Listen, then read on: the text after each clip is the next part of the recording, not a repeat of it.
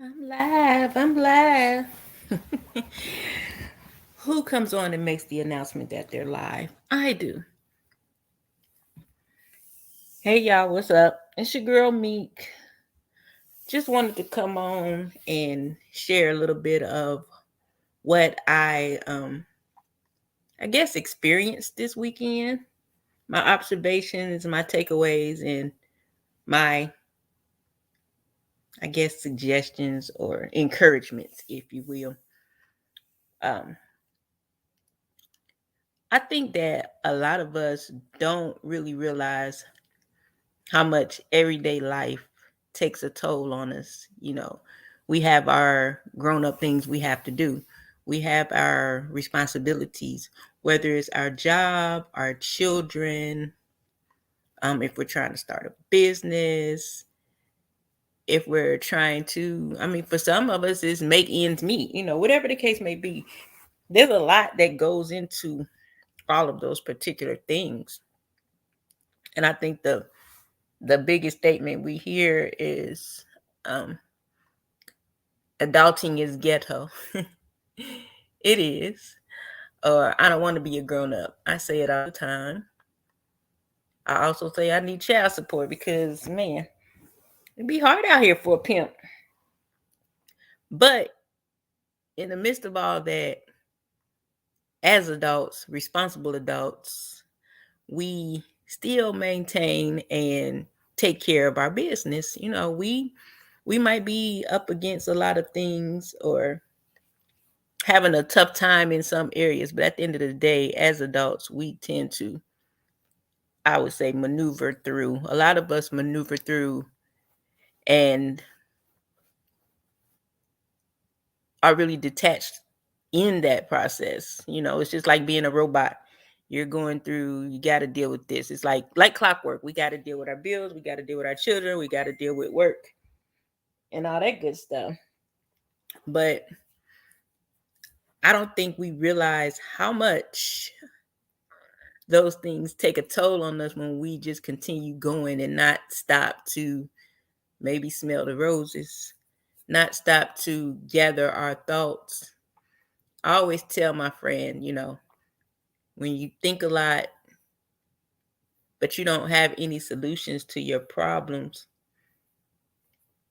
you need to stop and pause, take a little rest and give yourself a moment to sit in some of those thoughts. I think that it's popular for us to be or say we are overthinkers. I can't speak for everybody. I am definitely an overthinker. I think everything out, but not in the sense where it has to make logical sense, but just I would think about 50,000 scenarios in my head. But I also know that in all that thinking, if I don't take a moment to really ponder upon everything that I'm thinking on or some of those things, then I can't go and do anything about any of it because I'm constantly in think mode. And I think that think mode is what gets us into those mental spaces where enough is enough. I'm tired of this. I want to give up and all that good stuff. Not understanding that in those spaces is where we needed to just stop for a moment. For some of us, stopping seems like if I stop, everything is going to fall apart or everything's going to be destroyed. But it's been my experience when you don't stop, same thing can happen. It's like driving a car and not realizing you out of brake fluid. Eventually, we know what happens when that fluid runs out. You have no brakes. That's why I don't take on the whole. I used to hear people say all the time, like, no sleep till I die. I think that's the stupidest crap you could ever say in your life. Why? Because sleep and death are two different things. No sleep till I die. Ball till I fall. I'm on the grind. A lot of times we we'll crash and burn, But over the past weekend, I had friends that saw that I was in I guess, a weird space. Yeah, I'm maintaining, but as a single woman, handling my own affairs, my responsibilities are heavy at times. And it ain't that it's not going to get done, but sometimes I don't stop. I'm just on go.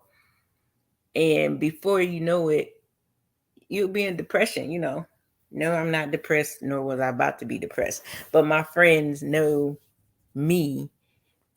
So it was like, hey, just stop. I'm about to send you this money, get a ticket. I got the room, I got this, I got that. Come on. And part of me almost said no because I got to do X, Y, and Z. But then the other part of me was like, this got to be a sign. You have to, take this. Who gets to go to Florida for free for what, 3 days? 4 days? However many days I was there. Yeah, it was 4 days.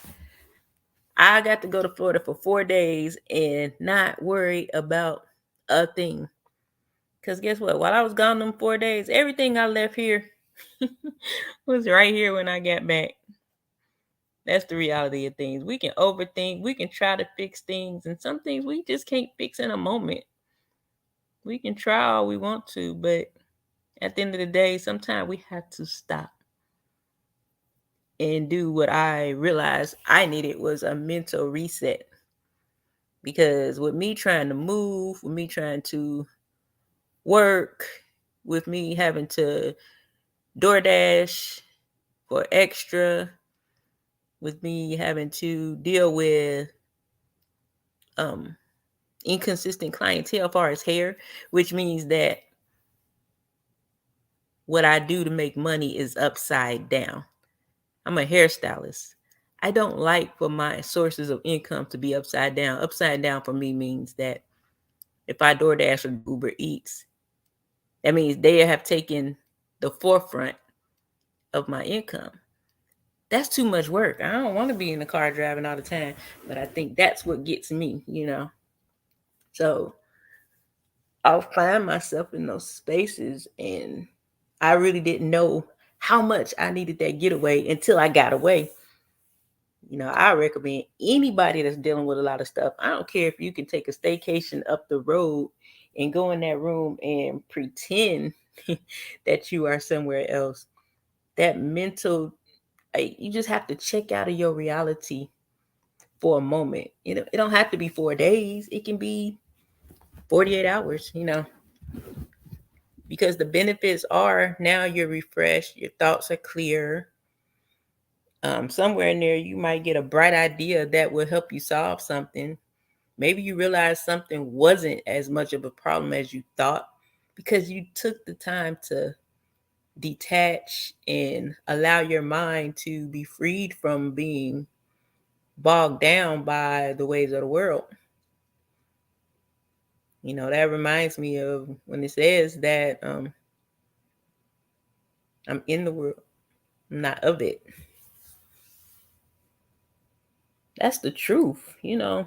So it's like I can't rely on the world to take care of me. But what I can do is take care of myself while I'm out here in the time that I'm allowed to be here. Which I want a lot of time because I ain't had no grandkids yet. I ain't got married yet. There's a lot of stuff I want to do. So I'm grateful for that. But if we don't take those mental breaks, we can get sick. We can find ourselves in a bad headspace or even in a physical sense of being ill just from not taking time out to not worry about what you can't fix in a moment. You can be like a dog chasing his tail. You know how a dog running around and around in circles. We know that dog more than likely is not going to catch his tail. But the dog likes to do that. It's fun. Me, I don't like running around in circles trying to get a whole lot of stuff done and only end up frustrated. And then in the end, it happens. Everything's taken care of, just like clockwork. sometimes you have to detach yourself. Like while I was gone, I was able to just sit on the balcony and look out at the water and not worry about what was going on back home, but to really think like about my next steps, my next moves. Those are things I couldn't really think about while I was here trying to, make it happen, bring home the bacon. I was able to finish building some things that I was trying to do while I'm trying to, be online, trying to start another social media page for my new place that I'm moving. And I couldn't even think straight on, okay, I don't have any, I got a friend there, but I don't really have a lot of people there that I can add as friends on here. So I was able to come up with those little things to remember how to put myself in different networks. It's just a clear mind. I was able to, people watch. I love people watching. Like I haven't done that in a while. Or just been on the go. But like I said before, I'm so grateful of people that recognize when you need a timeout, because sometimes we'll never put ourselves in timeout. We'll keep going and keep going. Be all mean, stressed out, all that good stuff. But I think that everybody should make the time to just be in that mode of I don't give a good, and I'm not gonna worry about this today. It'll take care of itself tomorrow, or I'll get back to it tomorrow. Take that time. It makes me think about how even with YouTube, we come over consumed with, it can be YouTube, Instagram, any of the social medias. When do we stop to recharge? Have to. Now, that's why I've been like kind of monitoring my intake of many things, not just social media, but just all around the board. Because I don't need nothing extra floating around up there. I really don't. I don't need no extra thoughts on my brain that's going to cause me stress and everything else I'm trying to do. Man, I'm in the water looking down at my toes. I'm like, damn, the water dirty where I live at. Oh my God, there's fish. Then I got to thinking about how often I might been in that ocean up here and I can't see the fish. So I'm like, man, you mean to tell me I was out there with some fish in it? Oh Lord. But it was, I'm a girly girl, so I was surprised that I didn't freak out and run up out the water. I was so amazed. But it's little things like that you miss when you're overwhelmed with your reality. It is what it is. If you got to pay a certain bill and you ain't got the money today, taking a little break ain't gonna pay that bill and ain't gonna make it go away. When you get back from your break, guess what? You got a bright idea, like boom, paid, everything's good. But I think that without mental resets, we go into worry, and it's not good to worry. Worry ain't nothing but stress, and we're not supposed to worry about anything. We're not supposed to be anxious for anything. I think as human beings, it's easy to fall into those spaces of having a level of unbelief. I have all the faith in the world, but really had to understand that even in having faith, you can have a level of unbelief. And I don't like that. I don't like having a level of unbelief. So my trip was really refreshing and kind of kicked my mind back into where I needed it to be. I said, I'm hot. I always like to tan. I got my big tan in one day. I'm chocolate. I'm chocolate. That's my new saying. I'm chocolate. But yeah, man. And when I got done, guess what? I was supposed to been leaving there at 8 o'clock tonight. Well, last night. Tuesday night. Monday, I realized, okay, time is up. I want to go home. What happened? I looked up for myself. How much does it cost for me to get back home and everything?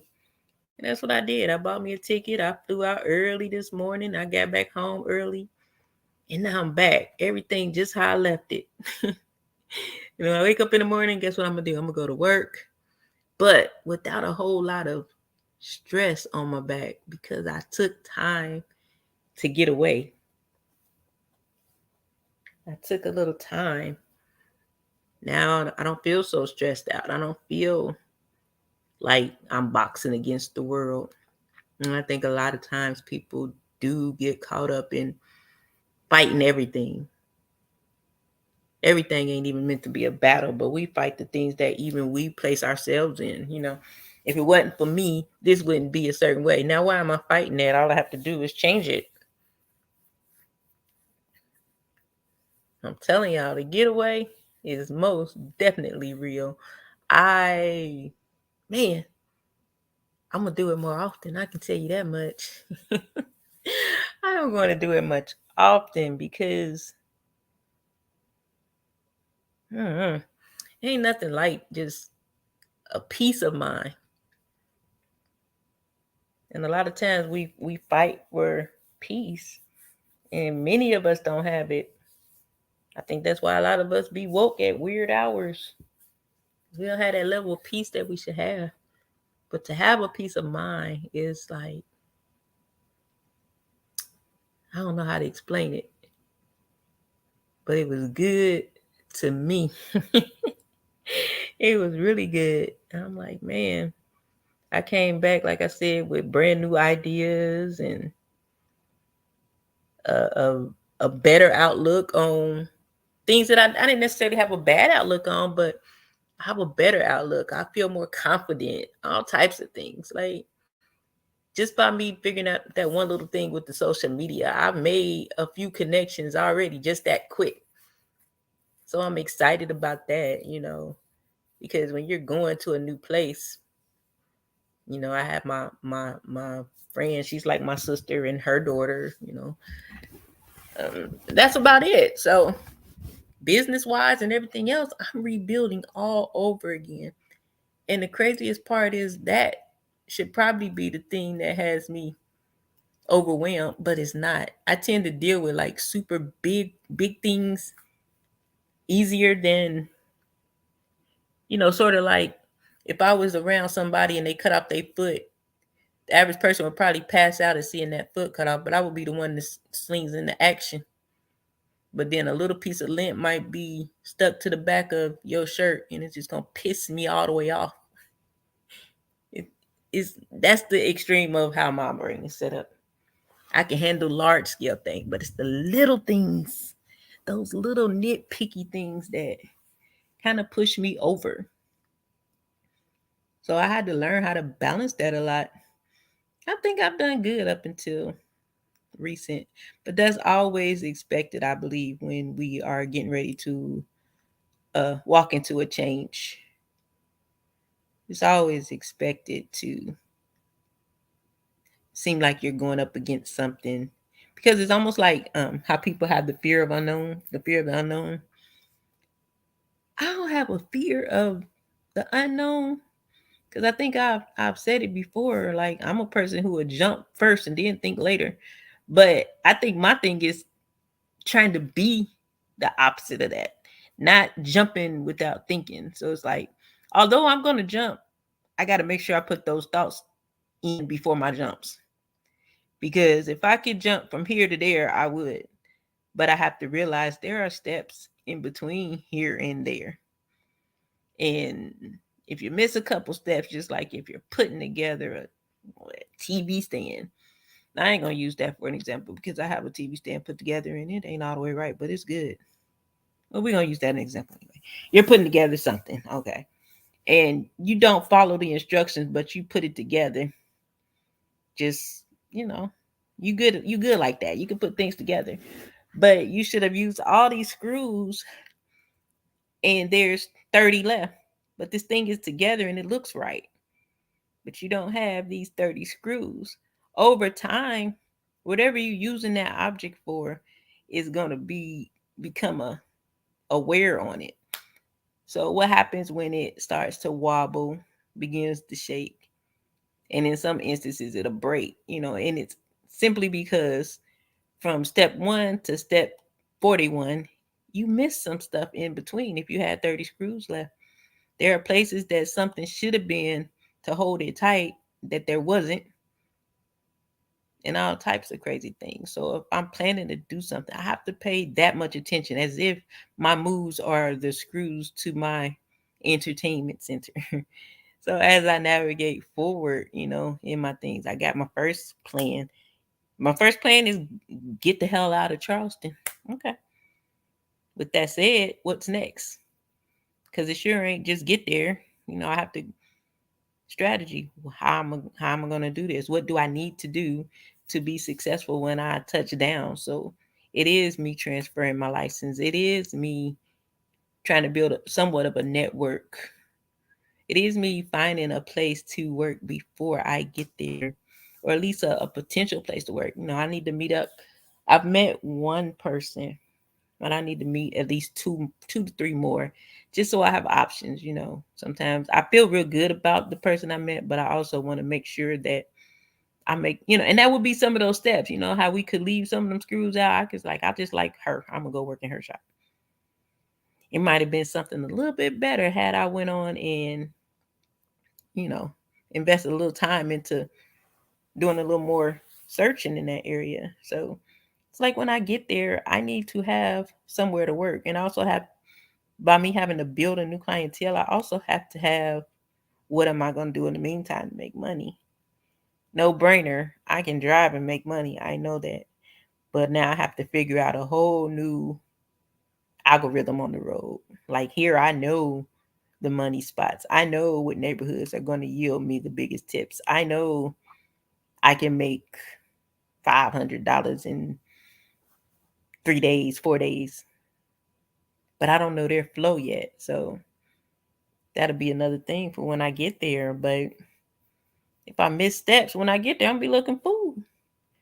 So there was a moment where I felt like, man, how I'm gonna do this? But I realized I had to just step back and look at the bigger picture. Where are you going? Okay. And why? I know my why. Okay, so now what do you need to do? It's like you really have to, say write the vision and make it plain. Yeah, you got to do that for real. It's like so you can see what you're doing, because faith is about not seeing what you believe in without seeing. So at least with a plan written out, you kind of got to gauge on what you're traveling towards or what you're trying to accomplish. I feel good about everything I'm doing, but like I said, after this little getaway over the last weekend, I feel much better. Because I started to just be everywhere. Because it's like right now, I feel like I'm living in two lives. I'm living in two lives. I can't. I don't know. Just the place I'm in right now. I know there's more. So it's like, how do I get to that next space? And that's where I'm headed to. When I touched down today, I stopped at this particular bar to get some food. Went in there, found out like, wow, they ain't even serving liquor no more. But here nor there, because I was looking for food and I had enough to drink on the airplane. I was OD'd on lemon drops. I don't know what was wrong with me this morning, but I wanted to sleep. But it was so crazy because me and the owner, we kind of started talking and we were just having this enlightening conversation. And what I saw was two individuals who had a lot in common, but had very different beliefs. But I was able to see his way, as far as how he believed, and apply it to how I believe. It's like it's not different. You know what I mean? Some people just believe what they believe, but it don't necessarily mean that is so much different. I think that, regardless of whatever we believe, God is in everything, no matter what. So it's just a perspective thing in a sense, how you see things. We talked about, one of the things we talked about was, being on a journey, and we all have something that we're supposed to do. And it don't have nothing to do with like our parents and things like that. A lot of people get disappointed when their parents fall short of what they think they're supposed to be as a mother or father. And my belief is, after a certain age, of course we're going to take care of ourselves, but I think that our parents are, and us as parents, we are vessels for our children to be here. And yes, we have a responsibility to those kids. Our parents had a responsibility to us, but at the end of the day, we still have responsibility as to who we are, and it has nothing to do with them.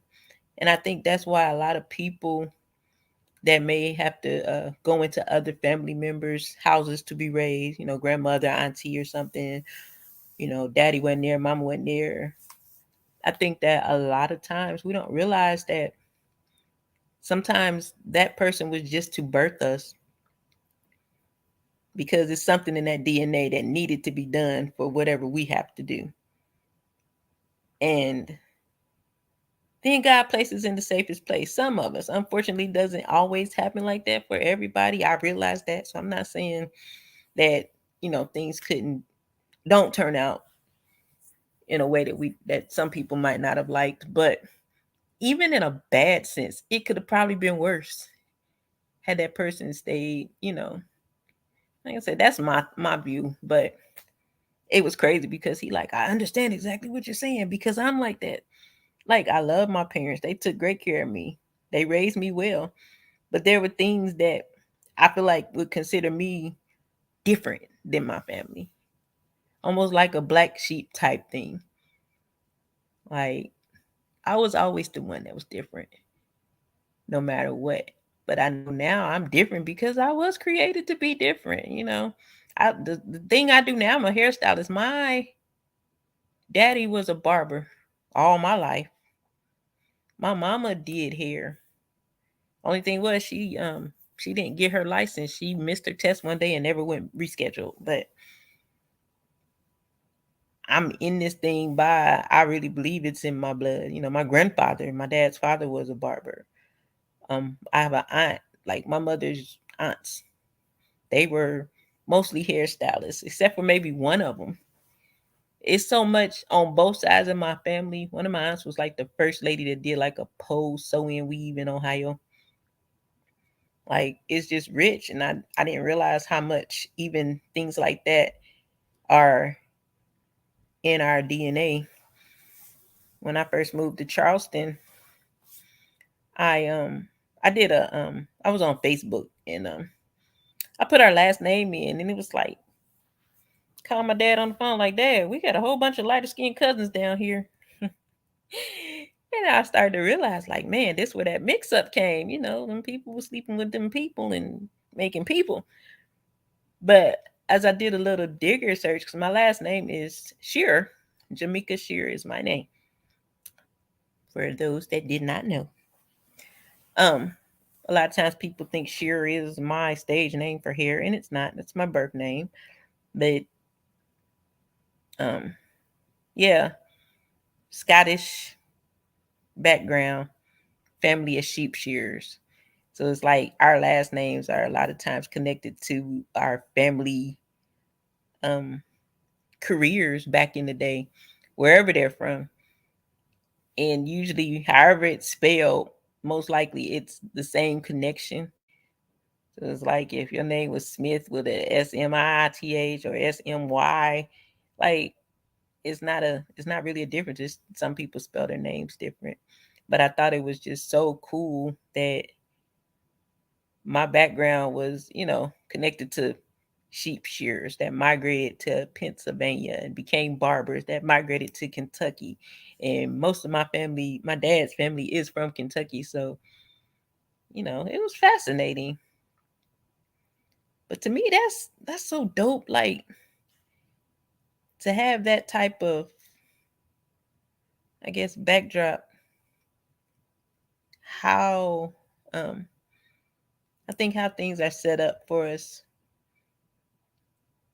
we don't realize like the beauty of, I guess, our gifts. Who would ever think that because my last name was Shear, people in my family were sheep shearers? I know I wouldn't. I ain't thinking about no sheep. But it made me appreciate what I do much more, and it helped me to even, to me, I come to the conclusion that, yeah, when we say, oh, it's in my blood to do hair, yeah, that's real. That's real. Even people that don't go into those careers, they have a knack for doing something that they probably didn't realize why. But yeah.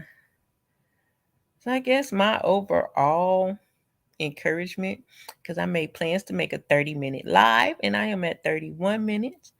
My overall encouragement would be that as you're going through life, nothing is too hard for us to do. Number one. Number two, you have to give yourself grace to make mistakes. You have to give yourself grace to say, I'm tired, and not do nothing. You can't just go, go, go, go, go. And you also have to allow for many getaways. Many getaways. Hello, Black Cash Dreams. When you take those getaways, use it. Even if it's having fun, you can have fun. You can think, you can write, you can do whatever it is that's different than what you have to do. But at the end of the day, it allows you to have a mental reset. And I think that we should take those moments often. Like I said, even if you go up the street somewhere different, just get out your four walls or your familiar surroundings, so you're not just thinking about everything that's on your plate right then.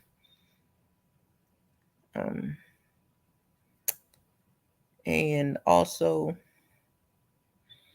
what would be the other thing? Getaways, take some rest time, mental resets. Yeah, I think that's probably about it.